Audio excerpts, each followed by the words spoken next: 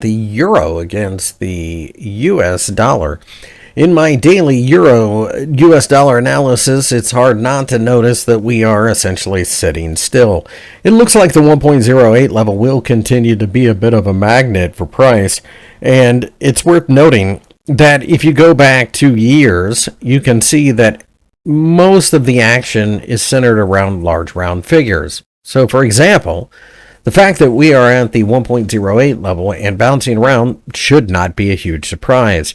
We've previously seen the 1.07 level and the 1.09 level both be rather important, so I think we're just killing time.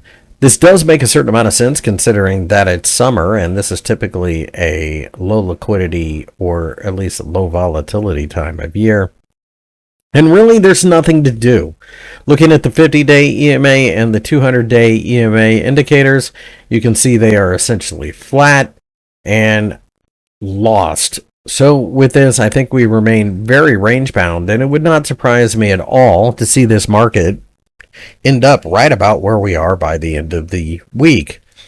There are a couple of announcements that we will have to pay attention to in the form of the Consumer Price Index and the Producers Price Index in America at the end of the week, and that could cause some noise.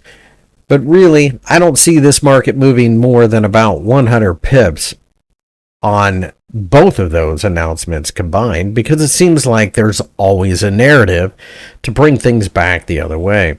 The Federal Reserve is nowhere near cutting interest rates, at least not from what I see, but they are at least acknowledging that they will have to someday, and that might be enough to get people excited. But at the same time, the ECB has already cut rates once and are more likely than not going to do so again rather soon. In other words, this is a very ambivalent and neutral pair.